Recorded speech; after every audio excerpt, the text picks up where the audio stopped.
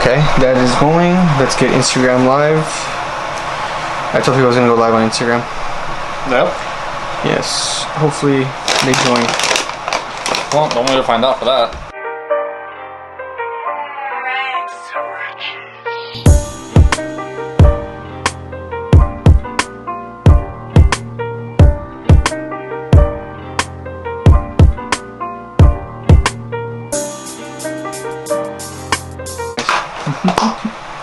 Alright guys, so today is a podcast style video, whereas we will be talking to the camera, having a conversation about things that are different. I am live on Instagram as well, that way people can interact. If you guys want to interact, you can also follow me on Instagram. We got the boy here, Augustine, at the Stick of Truth. Let me kind of face it better. So pretty much what we're going to start off is the whole cutting experience. I've been telling everybody that I'm going to start this series where I'm talking about cutting, counting macros, going to the gym, taking creatine for the first time, this and that. But it seems like everything has come to a standstill. Ironically enough, the fact is my car broke down. Technically broke down. It didn't really break down. And it's been keeping me from the gym for a few days. And then as I do go back to the gym and things are going good, this fucker, he put eat the In-N-Out naked. Bet. I like how you were talking about cutting, right? And then we got In-N-Out. Okay. We got In-N-Out so right also here. I have a lot of bad eating habits when I feel stressed. I like to just stress eat basically. I don't talk about that. I buy you the food too. And he buys me a lot of food. So what else kind of sucks about everything too is as I went back to the gym, I got injured. I felt like I pulled something or overstretched something, and it made my legs actually go numb. And I've been taking the past 3 days off of the gym. Today's the last day that I take off. Tomorrow I'll be back. And honestly, it's like, it feels like when I go back I'll be stronger, because of the sense that like my will is there, and I feel like I have more motivation to go now, since like these 4 days have been felt like the absolute worst. Technically, like everything that I do I feel like has a purpose, and like sitting at home has no purpose. So there's that. I thought it for everybody. Yeah. Literally, if you stop doing what you like doing after a certain period of time, you're just going to feel so bored. Yeah. And it feels like time's going by super slow. Mm-hmm. So, and the experience for a lot of people, like, if you would do something like you normally would love, like, say, I don't know what's a good existence, like, if you play a sport, you know, it's like you're injured for football, soccer, baseball, you know, like the more common standout sports, and you get injured, and then you're just sitting there on the bench, just like, oh, I can't play, put me in, coach. You can't. That's in the sense where that's what Sergio's feeling right now, that lack of just boredness and wanting to improve in life with that. Yeah. Make sure the camera's still on. Okay. I feel like as well, since I've been pushed back so far, my pride got hurt a little bit, because I was like, yeah, I got big plans, I got big things I'm going to do. And now I'm 2 weeks in, and it feels like I have done nothing right. The creatine I was taking was not good. Now I have to switch over, waiting for the new one to come in.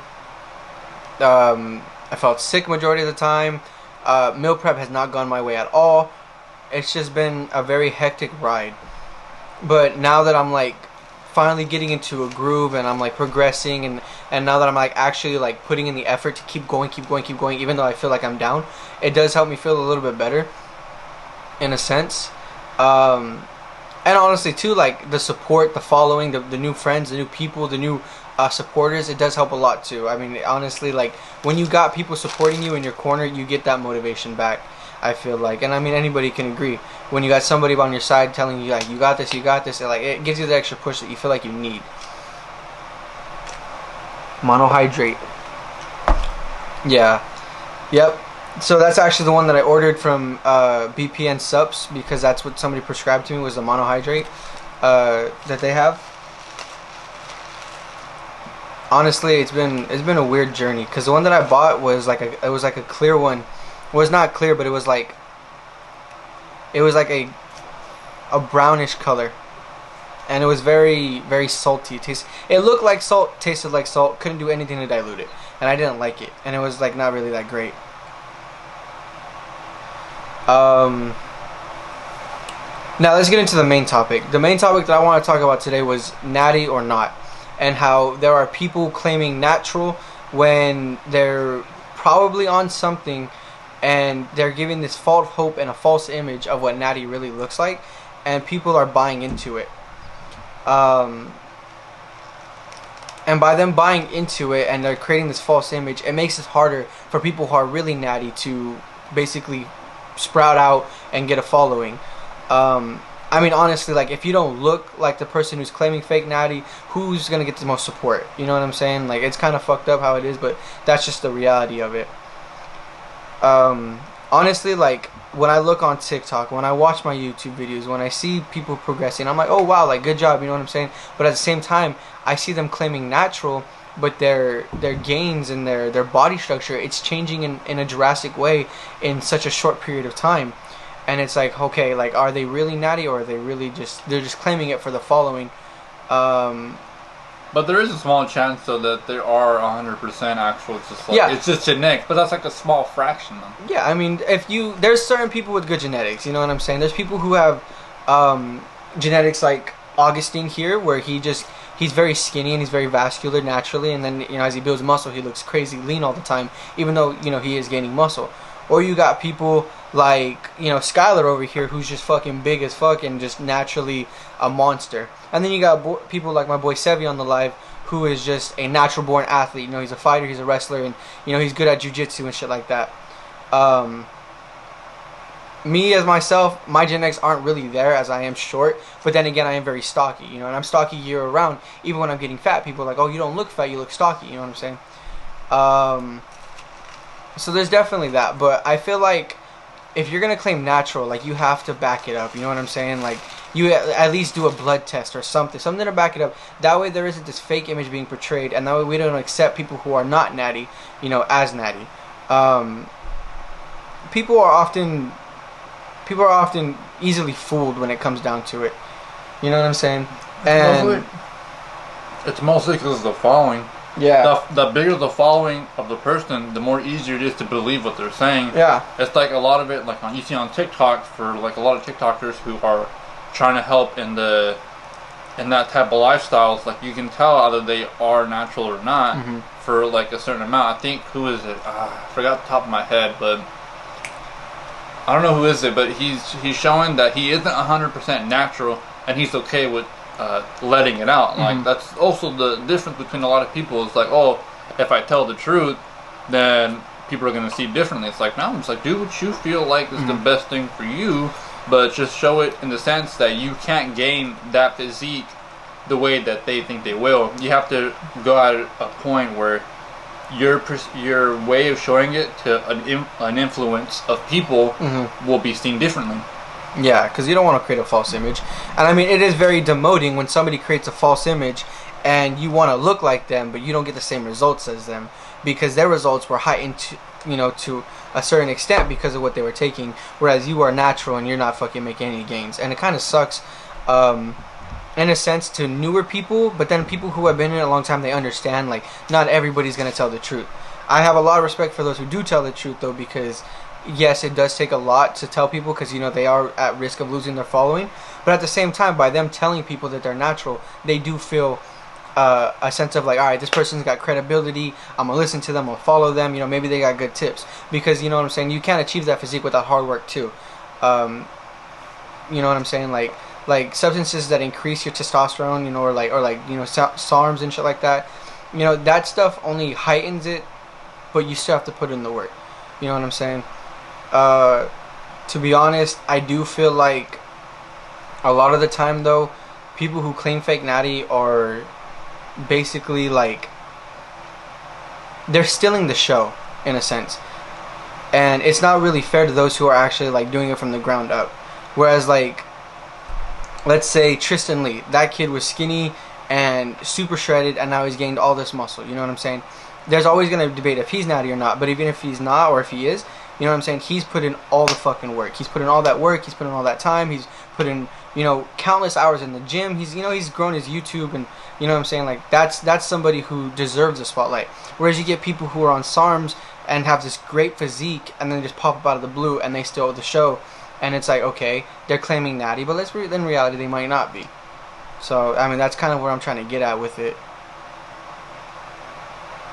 Yeah, I mean, I'm natty. I mean, you could tell I'm natty. It's been like 2 weeks since I've been going to the gym. And you can't really tell the difference. I bet you if Skylar was to do fucking steroids, he'd be jacked and lean. He'd be the next fucking Arnold Schwarzenegger. You should do steroids. What the fuck? It wouldn't make any sense for me. What's good about that though is the people who desire to be like these guys that look ripped and pumped, they realize they might not ever look like what they desire, and they find their own goal with it. Yes, that is very true. Yeah, that is very true. But at the same time, it takes a certain person to find their own style, after failure, because not everybody's gonna be the same way. Some people will just be like, you know what, I'll never look like them, and they beat themselves up about it, and then they just give it up entirely. They're like, all right, I'm gonna go do something that I can progress in. You know what I'm saying?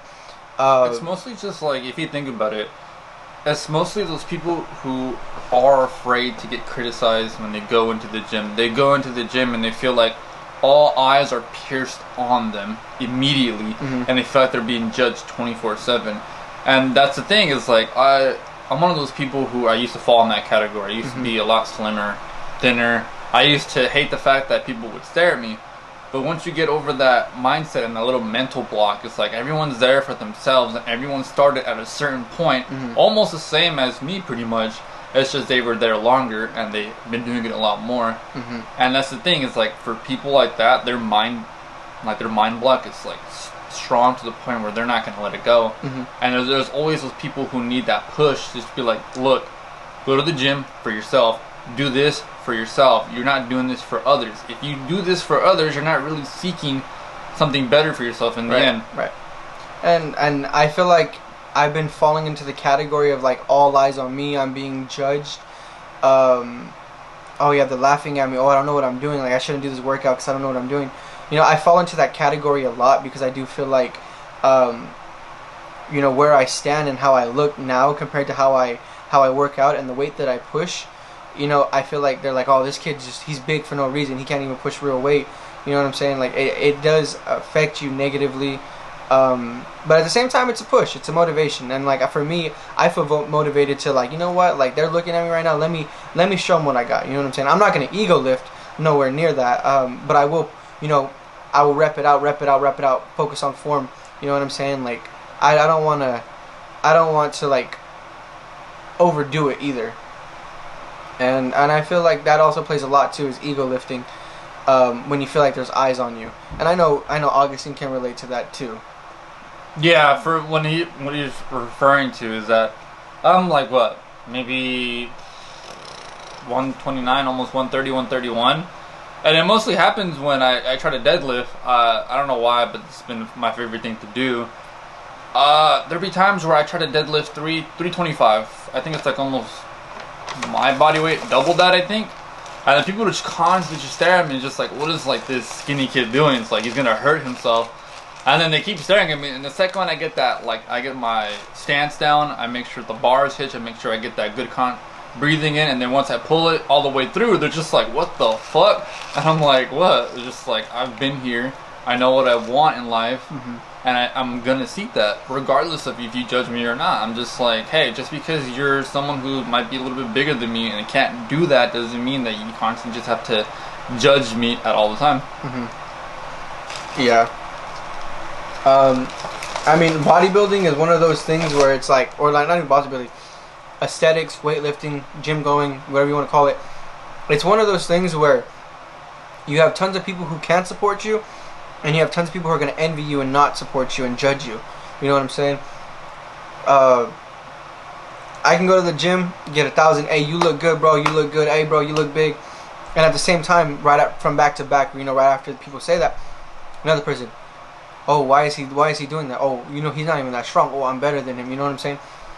And it goes like back and forth several times. You got, for every 3 people that say you look good, one of those 3 is going to be talking behind your back. Like, it's fake support. You know what I'm saying? And it kind of just, it's a demotivator, but it's also a motivator, and it kind of just depends on who you are as a person. I feel like everybody should support you, but at the same time, not everybody will support you, and they will only support your image because they feel like they can get something out of it. You know what I'm saying? You get that? Because let's be honest, how many people actually think I'm gonna make it? You know what I'm saying? They see my posts, my TikToks, they see my that I'm going live, and they don't really want to join. They don't really want to support. But give it another year. Let's say I blow up. I'm at 150,000 subscribers. Those same people are gonna be like, "Oh, I've been here since day one," and they're gonna be like, "Oh, I've always supported you," or I knew you when you weren't even nothing. Like now you're acting like you're brand new. It's like, no, you weren't there to support me in the beginning when I was going through all this hardship, when I was going through these first phases, and now you want to support me. So it's kind of the same thing for the gym. Yep. Yeah, it's a little rough.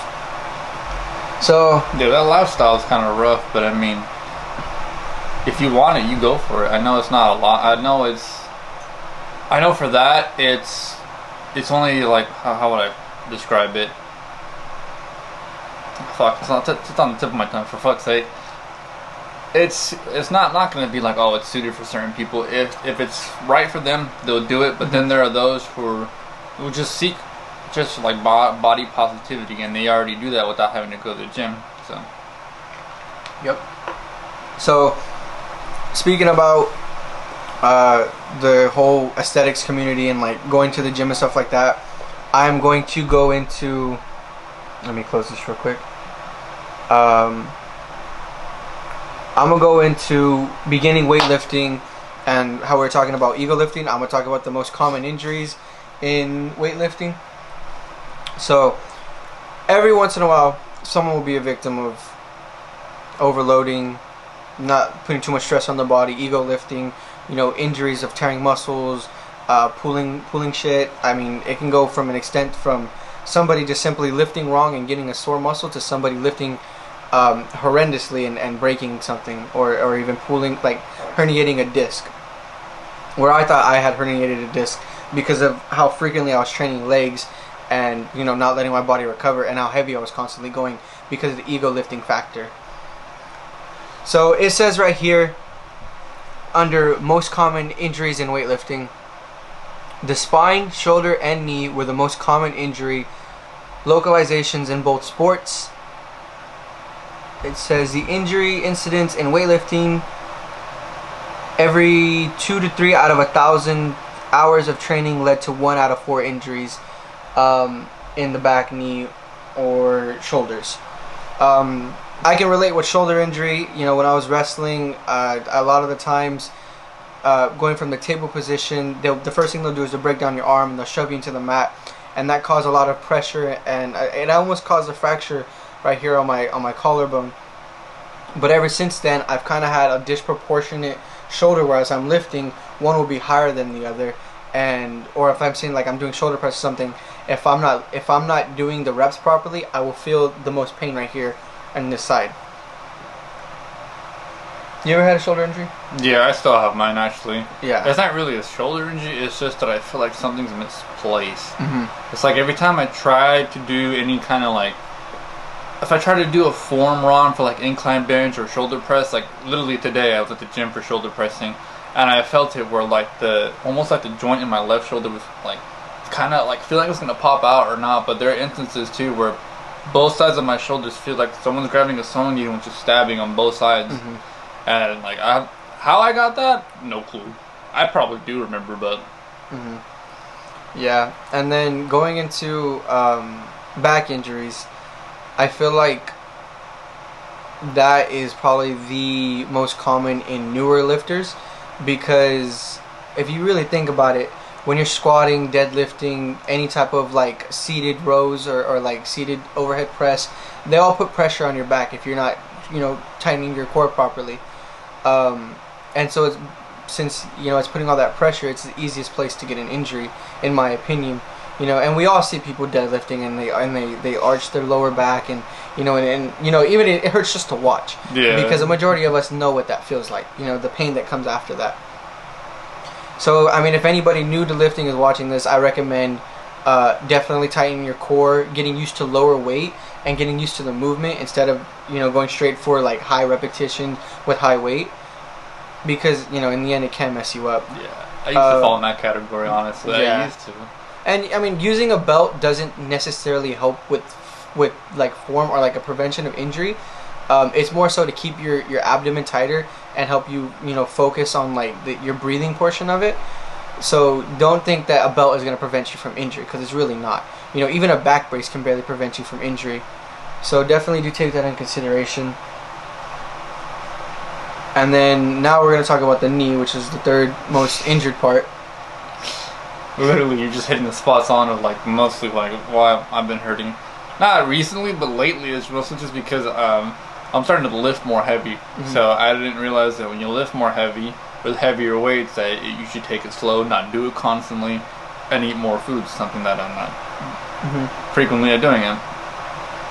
Yeah, no, definitely. The more that you work out, and the higher intensity that it goes with the higher weight, you definitely want to eat more. You want to, carb overload, so that way your body has enough energy to be putting out for that, and definitely consume more protein, so you have enough protein in your system to help rebuild those torn muscles. Because the frequency of tearing muscles can also put a lot of pressure on your joints, and a lot of times knee pain is one of the biggest ones, because leg press, squat, cardio even, those all put pressure on your knee. And if you don't have knee sleeves or like the bands to wrap around your knees, it'll affect you a lot faster. Personally, I love legs. Legs is my forte. I love doing legs. I don't really do upper body. I prefer legs. I prefer leg press. I prefer squats. I love deadlifting. But at the end of the day, like, I try to push those out as far as I can, so that way, like, I'm not more prone to injury. But if I do feel like doing them, maybe 2-3 times in a week, I would definitely do it at low weight, high repetition. That way, I don't put too much stress, I would say. Now that you're bringing that up with like the low weight, I think a lot of people misunderstand that in order to have a good workout, you need to put heavy weight and you need to do it heavy. Honestly, you don't. You can even put like low weight and do like constant just repetition, and you still feel that same thing. Like, everyone thinks that their main goal is to feel sore the next day. I'm like, no, you don't have to. If you're new, all that lactic acid is going to let go of your body, so you're automatically going to feel sore as hell. But after that, like, once you've gone maybe 6 months in, it's not going to feel the same. You're going to feel like, oh, I'm not doing the same work, same weight. I'm not feeling it. But then there's also a difference of plateauing as well, because then you can tell the difference between either or. Yeah. And as long as you feel that tension and that burning sensation, I would say you're getting a good workout. Because in reality, like, as long as there is tension on that muscle, with constant repetition, there is going to be, you're going to tear it. And when you tear it, that's what's going to make it stronger. Tension over time. Exactly. That's the perfect way of explaining it. Not a lot of people understand that, though. That is true. They feel like, and then a lot of people feel like, oh, if I do heavy weight, I'm going to get bigger faster. Like, necessarily, that's not true. Yeah, you'll break your muscle strands quicker, but the recovery of that's going to be a lot less quicker as well. Yeah, the recovery time. Longer. And also, too, you're more prone to injury. You can't lift heavy every single day. And yes, you do always, incorporate different workouts, different muscle groups every day. But at the same time, at the end of the day, a lot of those muscle groups that you're hitting, they also are connected to a different muscle group. So let's say I'm doing chest, you know what I'm saying? If I'm doing chest constantly and I'm tearing my chest, I'm also tearing, a lot of shit on my shoulders too, in my shoulder area, because it's like this. This is your workout. That's either if you're doing bench press or if you're doing the seated ones, or even dumbbell press. You know what I'm saying? Like, you go from this position, you jump up like that, and then when you drop it, you're putting stress on your shoulder. So people need to realize too that when you're hitting certain muscle groups, you're also contradicting to another muscle group. And much like, doing legs, you're contradicting your back. You get a lot of pressure on it. So that's definitely something to think about in the meantime. Not everybody really knows that, and it's kind of scary to think of that. You could be potentially doing one muscle group just to fuck up another muscle group. So there's that. What else is there that's kind of like a misconception that I've learned over time? Form, definitely. Form is a big one. People will lift heavy weight and they're like, yeah, I'm getting this. but they forget their form. And then when they forget their form, it's just, it's a disaster waiting to happen. Their form is the key part of the lift. So if you have bad form, what are you really getting out of it? You're gonna PR, but at what cost? And like I said too, if you're getting into it, you want to focus on form with a low weight and high repetition, because you want to create that muscle memory. You want to create that automatic reaction of how your body's gonna react, and you want it to be able to get to the point where if you do lift heavy, then your body will keep that form. Oh, and my phone fell. So that's definitely a big factor of it. Not everybody will understand that, but not everybody will listen either. Hopefully they do. That is kind of true. With all the listening and all that. Yeah. Because I had a couple of buddies of mine that would take, well, one of them to be exact, would never really listen. Because all he wanted to do was just lift the weight. And I'm just like, no, you gotta do it properly and then worry about the weight later. Yeah. Yep. Misconception at its finest. Let's see what else. Somebody recommended to talk about favorite pre-workout. My favorite pre-workout. I can't talk about that. I don't even know what my favorite is. I have yet to find one that I can genuinely call my favorite.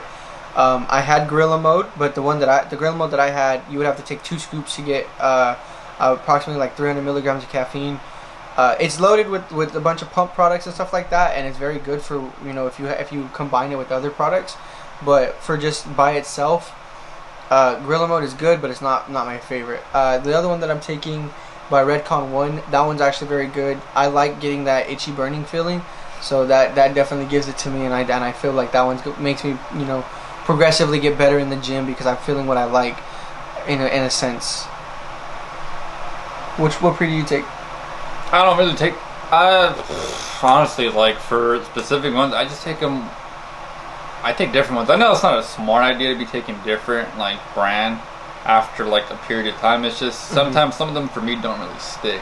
Right. And I know like the original like the C4, like at some point like in every starter person's life that does like look into any of the research, like they'll think C4 would be a good one. Right. And I took that one, and I didn't really feel that like that. Sorry, that itchy feeling like how Sergio was talking about until I started taking like I think C4 maybe has like a low dosage of caffeine, and then my next pre-workout that I had was pre-gym, where I think it had like 330 almost milligrams of caffeine, and I've never taken that much when I used to like be in the beginning part of working out. And let's just say that shit would hit a lot quicker, and I would feel that itchiness sensation for a while. But even now, like I switched. Like the last one I took before this was Ghost. The one I'm taking now is Lit AF. And I mean, it varies for me, honestly. Like sometimes I take it, sometimes I feel it, sometimes I don't. But I mean, to me personally, I just like to experience different ones and not stick to the same ones. That's just me personally. And honestly, I heard a lot about C4 too, that it's very underdosed. A lot of pre-workouts, they will offer this huge label full of products that it has, whether it's like pump products or it's like, products to give you that itchy burning feeling. But you got to read the fine print. Sometimes it takes 2 scoops just to get that amount of servings. And if it takes 2 scoops, you go from 45 scoops a bottle to like 22, 44 to 22. Let's say that, so it's an even number. You go to 22, and now you paid $30 for a pre-workout that went from lasting you over a month to 2 weeks or 3 weeks. Like you gotta read the fine print, because a lot of pre-workouts do underdose you. And you do need to be careful too with pre-workouts that do offer a high dose per 1 scoop, because over a period of time after taking it for so long, you do build a tolerance to it, and then you have to take these intervals where like you're not taking it, so that way when you do take it again, you feel it. You don't want to build an immunity to too much caffeine, because then at some point you're gonna be like, you know what, I'm gonna take 2 scoops now. Caffeine addiction at that point. Yeah. I mean, you're gonna be a caffeine addict at that point. But once you get those 2 scoops in, you're risking damaging your heart.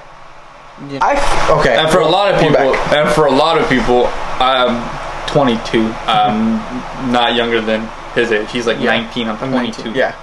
So what we're talking about is they asked, does pre-workout make you lift better?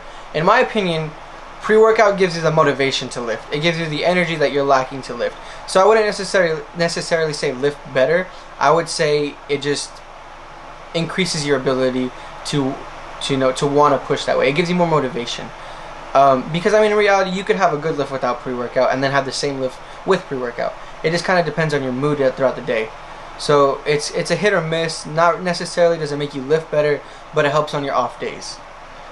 I'm not sure they asked about that. I'm sure if it makes you look younger. No, they said if it makes you lift better. Oh, well, I fucking answered a different question. I'm over here like, I'm answering a different question. I'm just like, that's what I heard, but I'm just like, whatever. I mean, 2 questions answered. And What makes you, okay, let me put it this way. What makes you lift better is consuming enough food to have your body be energized and heal properly after.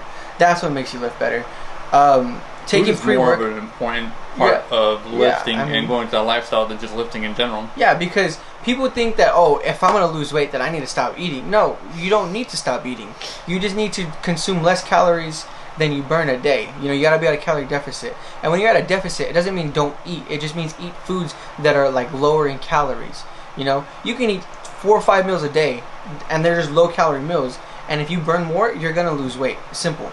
You know what I'm saying? You don't want to starve yourself, because when you start starving yourself, that's when your body starts to basically eat itself alive. You start fucking up your kidneys. You feel more nauseous at the gym. You have less energy. You feel more cranky. Your mind doesn't work as well. So there's definitely that to play into factor.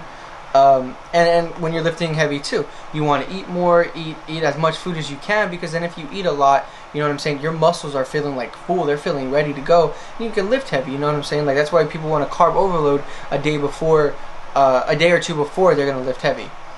So I would definitely say that food is what maintains and helps you lift better. So hopefully that answers your question. Cause I know, definitely it helps me lift better. But pre-workout, I can go without it, but I like to take it when I'm having off days. For me, I have to work out before I can stop doing anything for my workout. For me, I would not want to work out, but sometimes I would force myself to, and at the end of my workout, it would feel like the best workout. Yeah, exactly. It's that mind block that I get too. Yeah, it's a mind block for everybody. You wake up and you're just tired. It's like, I feel like hitting the gym, and then once you get like that, maybe that if you do take pre-workout and get yourself up, you're just like, okay, I'm feeling it. And then once you're midway through that workout, you're just like, fuck, I'm glad I came. Yeah, exactly. Like Sevi said, your own worst enemy is you. Only you can stop yourself. Yeah. So after you kind of just push that negative thinking out of the way, you're like, okay, boom, I'm locked in. Okay, boom, this is a good workout, and then you're proud of yourself at the end of the day. Plus, there's also those times too. Sorry, to cut you off, but it's also those too. It's like if you know you can get that workout in and you're just being lazy, you're just gonna hate yourself at the end of the day. Mm-hmm. That's how I am. Just like if I know I can get that workout in and I choose not to, at the end of the day, I'm just like, fuck, I could have gotten a nice ass workout in and achieved more throughout that day, but it's just like how everybody's saying, you're your own worst enemy regardless. And I'm trying to get other people to go to the gym, but they still don't. Well, not you, but some other people. The next question is, when did we start lifting? Ooh. It's hit and miss for me. I know when I did. So when wrestling season started, my coach incorporated a lot of CrossFit and a lot of cardio, because we want to lose weight, we want to make weight. So as he's incorporating this CrossFit, there's times when we're lifting, there's times when we're doing calisthenic workouts, there's times when we're doing circuit training, so it kind of it differs. But after that season of wrestling is when I really started lifting. So I would say during my junior year, as soon as my junior started and they opened the weight room at my school, that's when I was lifting. I was in there every day. Either it was squatting or it was deadlifting or it was, just doing simple shoulder and bicep workouts. And then, of course, like I said, hit or miss. I did get a couple years off for my junior and senior year. Towards the end of my junior and the beginning of my senior, I was very behind on credits. I needed to focus on school. So then that's kind of why I didn't lift. And so then I got really fat after senior year. And my freshman year of college, I hated the way I looked, and then I was like, alright, fuck it, gym membership. So I got my gym membership, and I would say I started taking lifting seriously my freshman year of college. And ever since then, I've gone to the gym, I've tried to focus on lifting heavy, I've tried to focus on lifting proper, I would say. and eating better and stuff like that. I haven't learned how to count macros. I haven't learned how to do all the stuff that you would need to learn to compete. But I am going to be learning, and like I said, I'm going to be doing documentary on it, and everybody's going to learn with me. Fuck. When I started lifting, it was like I've been literally right out of high school. It was like around 2017. I got out of high school, and I had a girlfriend at the time. So maybe like 2-3 months down the road of fucking being graduated, one random reason I just looked up at myself in the mirror one day, and I'm just like, I don't like the way I look. Like, I don't know what happened. I wasn't those type of people that have that insecurity, but randomly I'm just like, I don't like the way I looked. I was too skinny. You can see my rib cage, my chest. You can see the bones. You can see pretty much everything, to the point where like I just didn't like the way I looked. And maybe around, I think it was October of 2017, I started to lift at home. I didn't have a gym membership. I didn't think it was necessary. For like 3 months straight, I started lifting just at home using regular bicep dumbbells, and then trying to do like calisthenic workouts. And then after a while, one of my friends was like, oh, let's go get a gym membership. You pay me $10 a month and we can have one. I'm like, all right, cool. So after that, like, I started getting a membership. I started going. It was kind of weird at first because he wasn't really good of a teacher to help me in the first place. And I was lucky because like I wanted to go to learn to improve myself, better myself. But in the end, he ended up never helping me out. He ended up leaving to the military. I ended up keeping that membership and staying and going, and I had to learn on my own.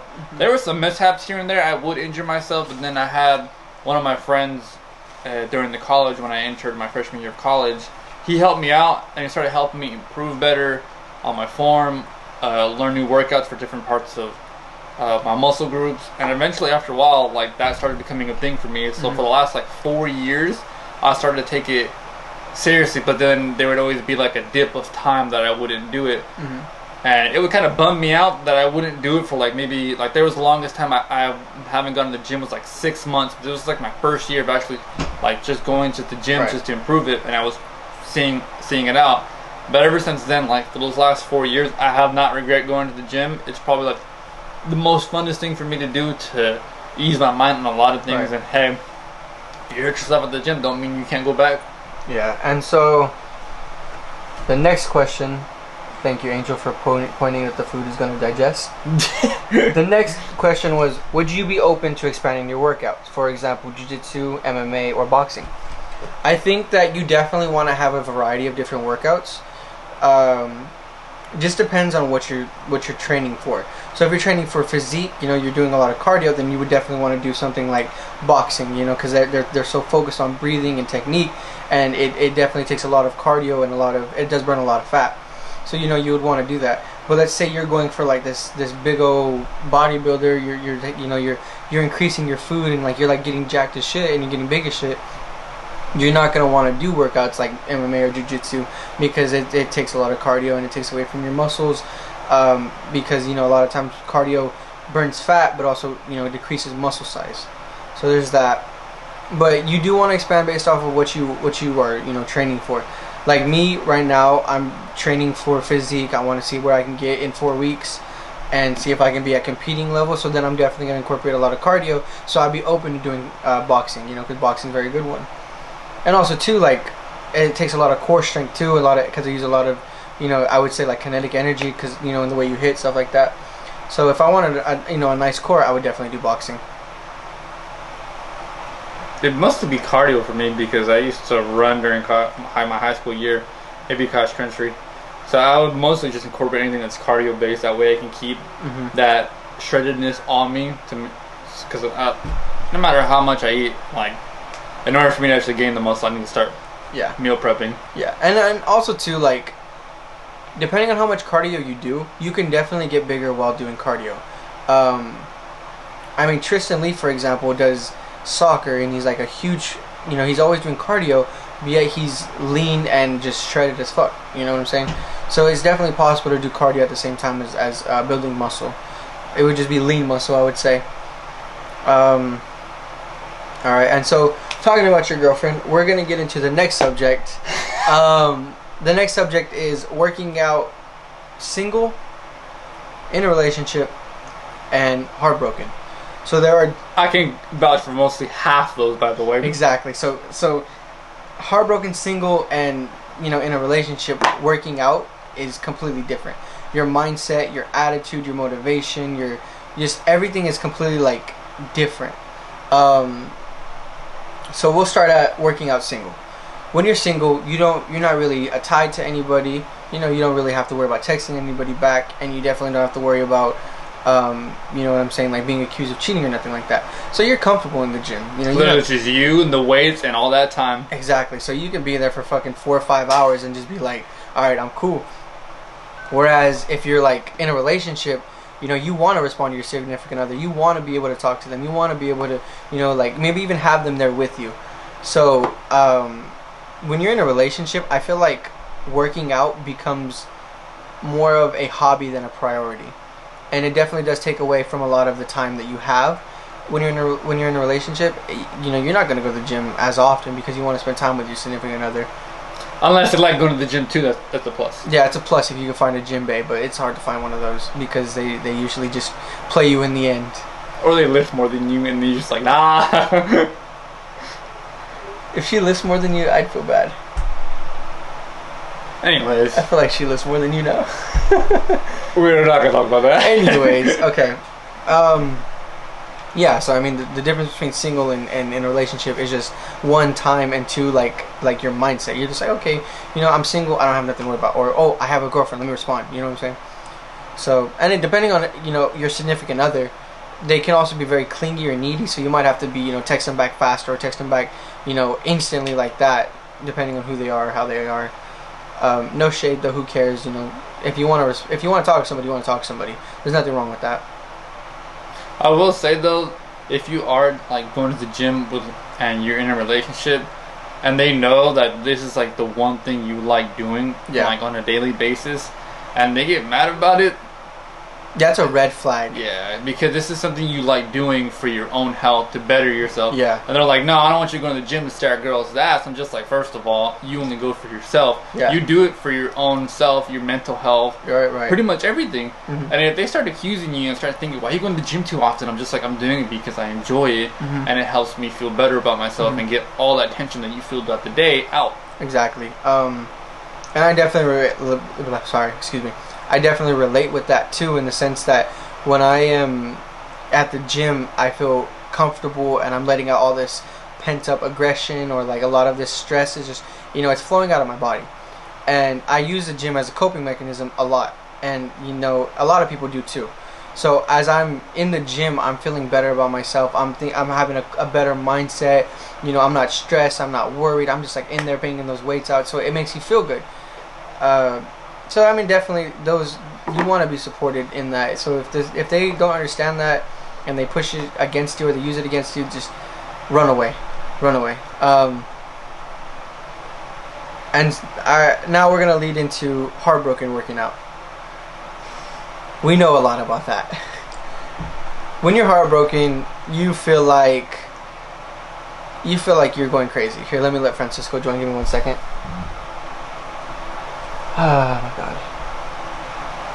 There. Join Francisco. It's gonna take forever. I know.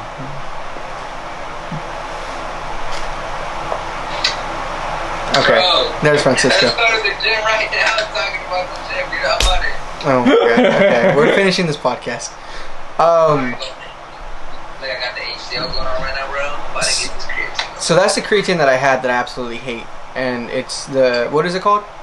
It's the creatine HCL lab rate, 2 grams a scoop. So go ahead and look at that. I'm gonna zoom in. Give me 1 second. It's that right there. That is salty, and I hated it, and I could not find anything to dilute it, so I gave it up. This is what I do, and it works great. You get some juice, shot glass, put a little bit of juice or whatever you like to drink. My man's out here being a barista. I know. Bro, look, you mix that up with the back. Yes, I'm using the back of this little scoop.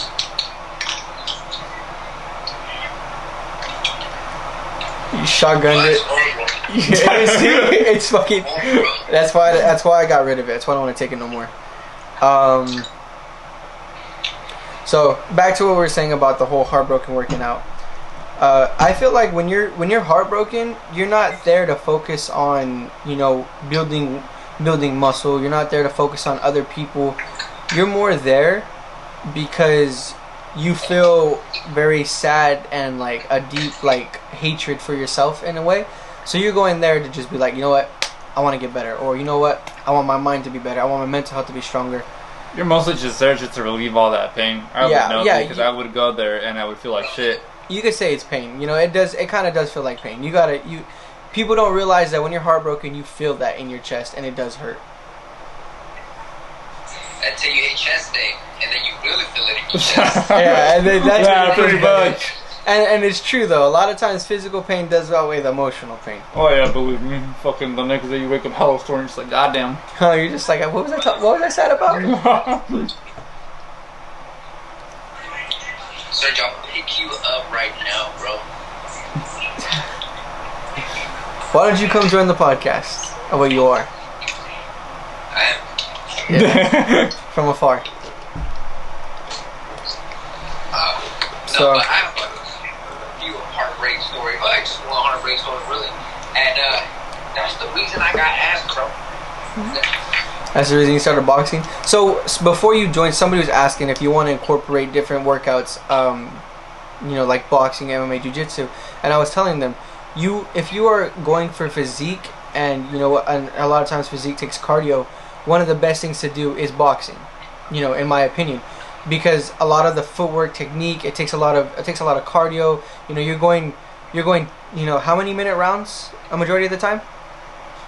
So when you compete at the amateur level, you usually go 3 rounds, 2 minutes a round, but you train above and beyond that, obviously. Yeah, you train to go like 10 rounds, right? Yeah, you're scoring like 4 rounds and up.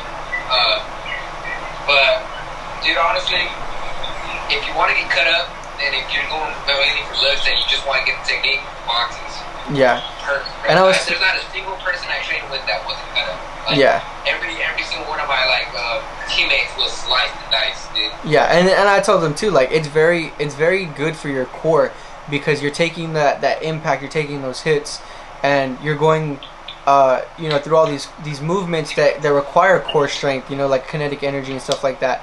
So you do get abs. Your abs become more toned and defined. Once you burn that layer of fat. Yes, sir. Yep. Francisco. And you're working like miles and miles of cardio. Yeah, and I mean, at the end of the day, like if you're a boxer, you could run almost 10 miles a day and be fine. Whereas me, like only lifting weights, I'm going like maybe like 1 or 2 miles and I'm dying and I'm on the side of the road like, why? Or you're like Augustine and you just like to run and you run 5 miles back to back for no reason. Mint. I fucking did. Mint. Well, that's why, 'cause I was in cross country, so that all that rhythm and training that I remember is still there. Yeah, and that even takes some time to do. Like running is not. I mean, it is somewhat easy, but like to go for distance wise is fucking impossible. And technique as well. Technique is very important. Form and that, yeah. Yeah. That's why I'm trying to get you to do it. I will start running very soon. I promise. Give it a little bit, bro. Yeah. It takes. But then again, like I'm not gonna go like balls out like 5 miles a day. Like I'm gonna start slowly and just keep increasing, trying to go further and further. A mile is always the best way to start it, and then from there increase it. But yeah, at that point, I would just starting off, I would focus more on your feet placement, how far you're striding out, and then your breathing, because one of those 3 can be out of line and you won't go pretty far, because you can, for your feet, you can get shin splints and that will bother you super hard. Yeah. If you're not paying attention to where you run, all that pain in your knees can get there. Yep. All that tension over time. You want to start running? Start off on a track, hit some stairs, hit some laps. I'm taking certain to the track anymore. We're gonna start putting some miles in, make that little chub run. It's cutting season. Trying to get lean right now. I'm just muscle for no reason at this point. Bro, let's go to the gym right now. Bro, we're not done with the podcast. When are we done with the podcast? When we run out of topics. We're almost out. We're almost done with the topics. I think we got like one more. What topic is that? I'm not gonna just answer real quick and be like, oh, let's go. For us, he's just like, I'm still on my rest, Francisco. I'm trying to recover. Bro, it's chest though. You hurt your, what is it? My back, and my lower back and my legs. Yeah. It felt like I herniated a disc at one point. Like that's how bad my legs were hurting. I couldn't even sleep. Damn, bro. Yeah, I know. So, you brought it up earlier. I forgot what it was that I wanted to talk about. It was. Damn, my mind just drew a blank. Oh, okay. I wanted to talk about aquatic aerobic training. That's what I wanted to talk about. That's something that everybody thinks about and not everybody knows about. But people like Conor McGregor, he used that in preparation to his fight, and I mean he looked top tier, best physique he's ever looked. And then I think the fight that came after was like a first round knockout. So aquatic aerobic training is something that I've always wanted to try because one, it is super hard to do for a long period of time because you get a constant resistance from the water. Like if you ever try to run a lap in water, it is one of the hardest things to do. Well, have you ever tried to swim a lap in water? Like, yeah. I mean, even then, and that's a full body workout at that. That cardio just hits different. And you can't really hurt yourself. Yeah, I mean it's super hard to get an injury. Like there's no point. There's no way you can get injured. You can get a muscle spasm or muscle cramp, but there's no way you can get a muscle injury unless you're like hitting the wall. That's probably. Yeah, I mean honestly, like that's mostly just a concussion at that point. Because of the water, the way that it flows, you don't get any joint or muscle pain. You don't get any pressure on those joints or muscles. And quite honestly, like the healing process from it is a lot faster because you're not like traumatizing these muscles from it. Yeah. Well, honestly, to be honest with you, I've never done any aquatic training myself, but it definitely does have its benefits. But you don't need it to be successful in whatever you're trying to do. No, of course not. Just because it's something new and there's really no way to like hurt yourself. But that's just like a plus. Like if you can incorporate that into your daily workout, then by all means, power to you. But definitely not like an essential. You know what I mean? It's not an essential, and it's not meant for everybody. I mean, it is preference, but it does have the benefit, like you said, of not being able to hurt yourself. But I mean, when I was in wrestling, I wrestled for a semester at Clovis North, and we were in the pool a majority of the time. They had us running laps in the shallow end, swimming laps, back and forth, and tagging our partner, doing relays.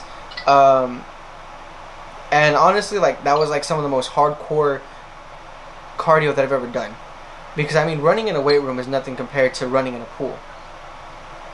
You know what I'm saying? And you do burn a lot more calories.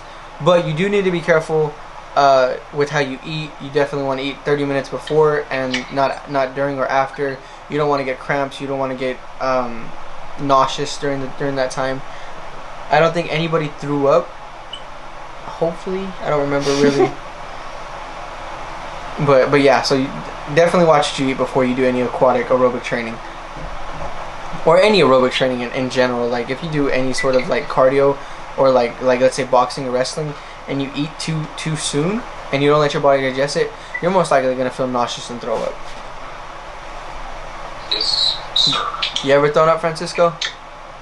I have thrown up, but not while I was boxing.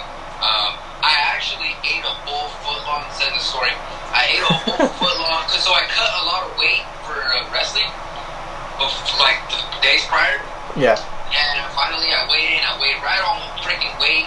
I was happy that I was like starving. I went to go get a whole foot long Subway, have some like triple meat in it, like bacon. God damn. Like everything on this tab. I put like everything on there, right? Right. So I eat it and I realized like, damn, like I didn't even get to eat this whole sandwich and I'm already full. And I used to be able to eat a whole sandwich like nothing. So I knew my stomach shrank. So whatever, I ate the whole sandwich anyways because I already weighed in on weight and it just looked delicious. Whatever, eat sandwich. I go to get ready for my match. I'm matching with this dude who I guess he's known up and down like that little area. Right. bro. That was the most tiring match of my life. Like, dude, I won by like 2 points in overtime. And as soon as I got my hand raised, bro, like 15 seconds after, I walk over to the trash can and puke it out. So, that's the story about when I puked out a whole full-on sandwich after I won a wrestling match. And, dude, I never felt so like shit in my whole life. So, when I tell you to not eat right before you wrestle or what, dude, you will feel like shit. Yeah. Like, you feel horrible, bro. Yeah, I actually have the same kind of experience. My story don't count then. Yeah, we were okay. So it was I wrestled from McLean High School. So I wrestled this guy from Reedley, and you know my family was there. I actually have family out in Reedley, and my cousin at the time, she was on the wrestling team. So I'm like, oh, you know what? My family's here. Like I gotta show out. I gotta make them proud. So I had starved myself that whole day just so I can make weight. And when I made weight, I ate like 2 ribs and some rice and beans, right? I was like, okay, good. I got my carbs, I got my protein, I got a little bit of fat in there. I was like, I got this. So I start wrestling, and this guy would not get pinned. I mean, I have taken him down 5 times at this point. I've already picked him up and slammed him, and I've got my points basically. But you know, the escape and the reversals, you know, basically kept me from teching him. And a tech is basically when you like win by 15 points. They just call it a match. So we wrestle all the way till the end of the 3rd round. I win 15-5, and right after the guy raised my hand, I was like, okay, good. I ran over, shook the coach's hand. As soon as I shook the coach's hand, I turned right back around, ran straight out the door, and that was the end of it. I was like, ooh, everywhere. Luckily there was a trash can. Damn. Yeah. Oh, one time, I've seen somebody throw up in a match for boxing though. Mm-hmm. They caught a body. Alright guys, thank you so much for watching. I'm editing the video as we speak. Sorry about the fact that it cut out so quickly. I didn't realize that the SD card was full. I didn't format it the day before. I should have. But thank you for watching. I'm glad you guys enjoyed it. If you guys want to see more like this, let me know. I want to try to do this where I interact with people on my Instagram Live at least twice a week. So that'd be cool. Go ahead and follow all the socials, like, comment, subscribe, and thank you all for watching. Love you guys so much.